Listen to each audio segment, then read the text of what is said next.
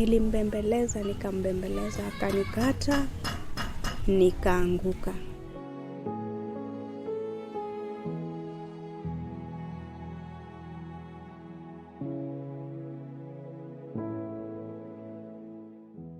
C'est parfois difficile à croire, mais les personnes les plus proches de nous sont celles qui nous rendent la vie misérable.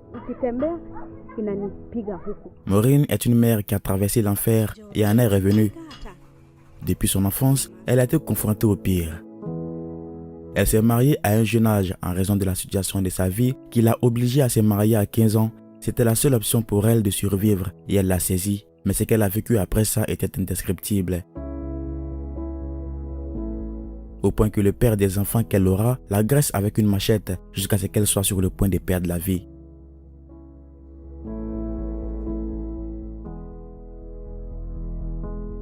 Aujourd'hui, nous sommes au Kenya, dans l'est de l'Afrique, où nous sommes allés chercher Maureen pour qu'elle puisse partager son histoire avec le reste du monde. Quand on a entendu parler de l'histoire de Maureen, c'était vraiment choquant, mais elle était quand même accueillante et heureuse de nous voir.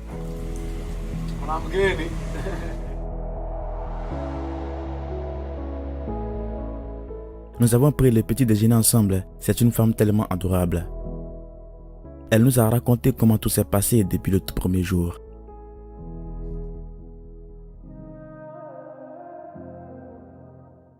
Elle s'appelle Maureen Atieno Omolo. Elle est la première née d'une famille de 4 personnes. À 9 ans, elle a malheureusement perdu ses parents et est devenue orpheline. Ce qui signifie qu'elle n'avait personne pour s'occuper d'elle. Elle a dû se débrouiller seule pour gérer sa vie et celle de ses frères et sœurs. Mimi ni total orphan. Sina wazazi. Wazazi wangu walikufa nikiwa na miaka 9. Sasa nilistruggle na maisha mpaka venye. Ce n'était pas du tout la belle vie et quand elle a eu 15 ans, elle s'est mariée pour avoir quelqu'un pour l'aider à s'occuper de ses frères et sœurs qui étaient très jeunes à l'époque. C'était la seule option que la vie lui offrait.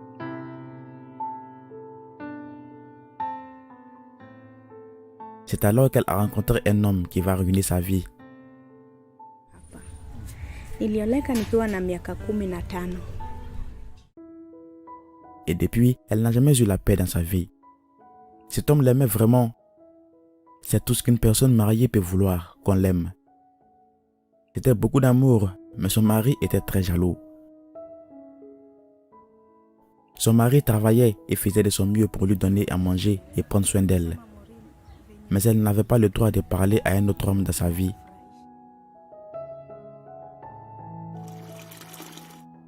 Son mari ne laissait même pas ses amis parler à sa femme. Il était censé être le seul homme dans sa vie. Maureen dit qu'elle avait l'impression d'être prisonnière dans cette maison. Elle lui a parlé en le suppliant pour que la situation puisse changer parce qu'elle méritait ses droits en tant qu'être humain. Mais l'homme a dit que la raison pour laquelle il faisait cela est qu'il l'aimait beaucoup. Il a dit qu'il était amoureux et très jaloux. Il a fait cela parce qu'il ne voulait pas vivre en sachant qu'il y a un autre homme qui a les yeux sur sa femme et qu'il finisse un jour par la lui enlever. Ce serait la pire chose qui puisse lui arriver dans sa vie.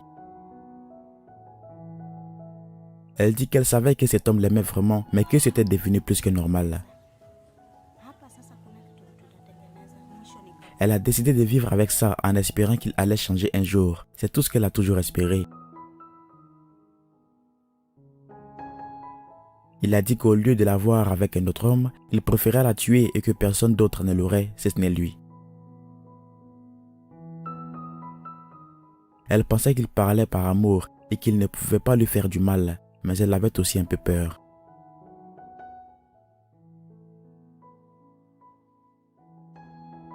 Les années ont passé. Ils ont eu 4 enfants ensemble, 2 filles et 2 garçons.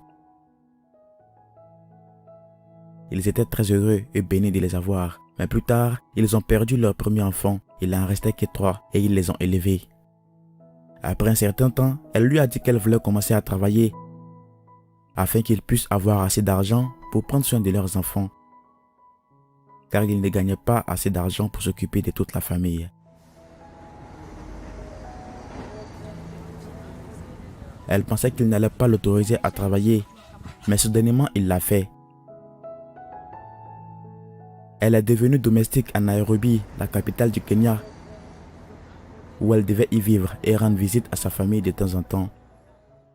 Peu de temps après, elle est partie pour la ville et a commencé à travailler. Mtu ama anipate na mcheat, hiyo ndio siku atakuja kuniua. Lakini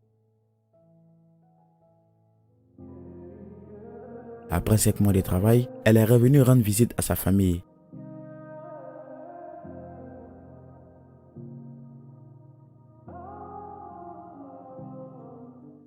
unajua siwezi waua.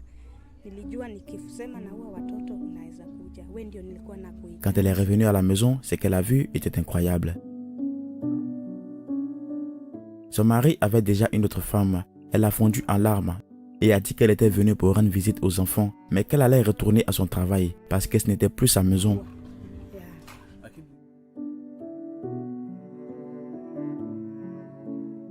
Mais son mari n'était pas d'accord avec ça. Elle était maintenant plus belle que jamais grâce à la bonne vie qu'elle menait en ville.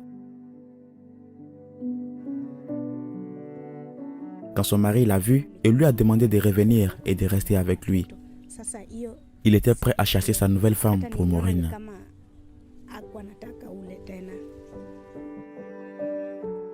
Non, elle a refusé et est retournée à la ville. Elle était en colère et ne voulait plus jamais les revoir.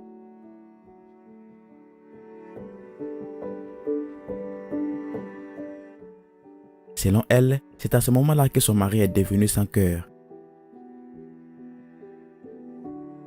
Il l'a appelée et lui a dit qu'il allait tuer leurs enfants si elle ne revenait pas à la maison. Elle est immédiatement revenue et son mari a décidé de vivre avec ses 2 femmes comme ses épouses. Bien que ce ne soit pas facile car la nouvelle épouse était jalouse et les 2 avaient toujours des malentendus. Elle voulait partir, mais son mari lui a promis de la tuer si elle osait.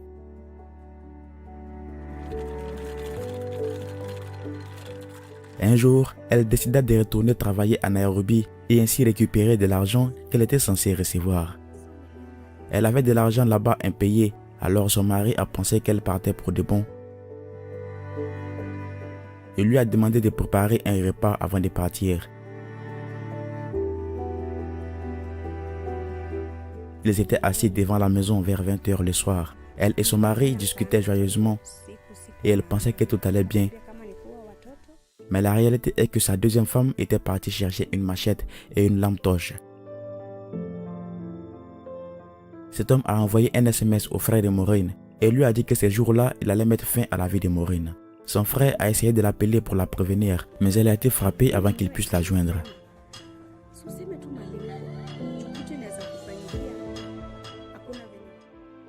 Ils étaient prêts à mettre fin à sa vie. Elle était assise et a soudain senti quelque chose la heurter, mais elle ne savait pas ce que c'était. Elle s'est vue tabasser, elle a imploré son pardon, mais il a continué à la découper en morceaux. Bahati mzuri nilianguka kama nimelalia hii mkono. Sasa hii ndio nilikuwa nambembeleza naye. Baba usiniue, basi nakaa. Sasa hata ukisema unakaa na mimi nimesha kata na kukata na kuua. Sasa hakuna haja, acha tu nikuue. Nimekubali kufungwa. Elle a senti qu'on lui coupait la main droite, le dos et les épaules. On lui a enlevé un œil et elle a perdu connaissance. Maureen était maintenant à terre, inconsciente. Et quand l'homme a remarqué qu'elle ne respirait plus, il s'est arrêté. L'homme a pris du poison pour pouvoir mourir, mais il n'a pas eu le courage. Il s'est ensuite rendu au poste de police et a raconté ce qu'il avait fait afin qu'il puisse l'arrêter et la sauver à temps parce qu'il ne voulait pas vivre une vie sans Maureen. Et jusqu'à aujourd'hui, elle n'a jamais compris son mari. Elle a été amenée d'urgence à l'hôpital. L'autre femme s'est enfuie. Heureusement, elle a survécu et elle vit maintenant avec ses enfants. Elle vend des fruits dans la rue.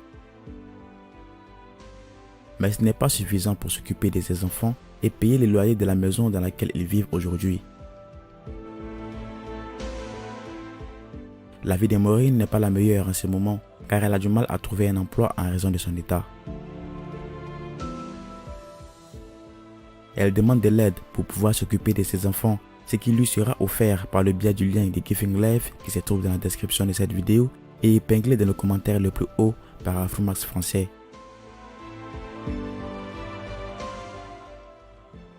Merci d'avoir regardé.